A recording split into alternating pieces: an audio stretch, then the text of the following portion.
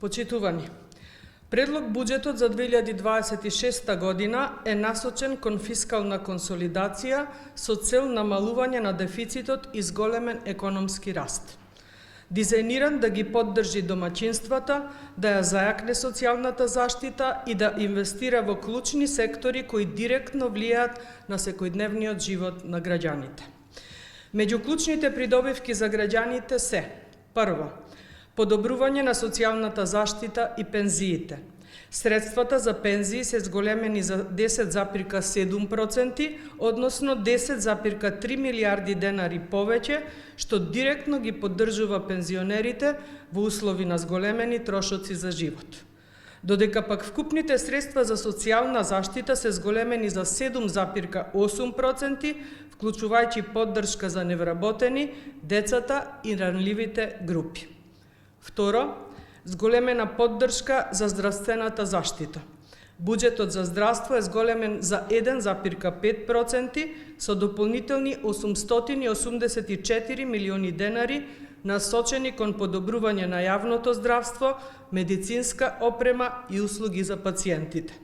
Се предвидуваат инвестиции во здравствената инфраструктура, 316 милиони денари за реновирање и модернизација на јавното здравство. Трето, средствата за образованието се зголемени за 3,4% со акцент на средното и високото образование, како и изградба и реновирање на училишта и студентски домови, спортски сали и енергетска ефикасност во образовните установи. Четврто, поддршка на економскиот развој и вработувањето.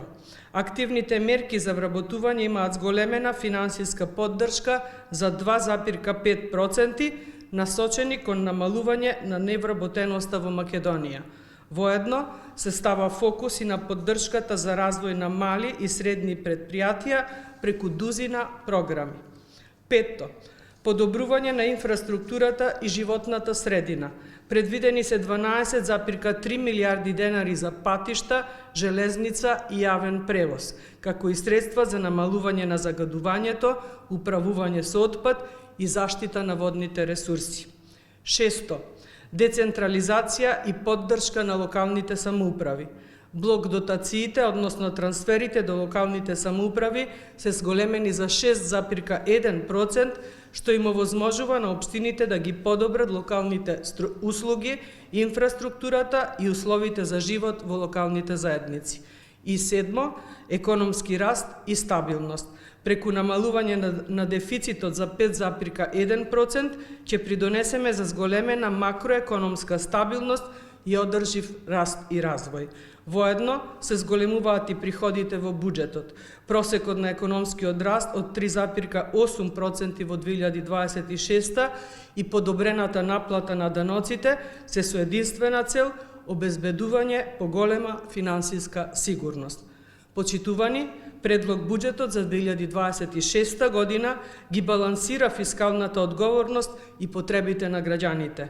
Фокусот останува на поддршка на економскиот развој, социјалната правда, како и многу други сектори на кои ќе има силно позитивно влијание. Се ова, директно или индиректно, насочено кон секој еден граѓанин. Финансиски документ кој верувам дека ќе добие широка поддршка од пратениците, бидејќи представува вистинска инвестиција во иднината. Ви благодарам.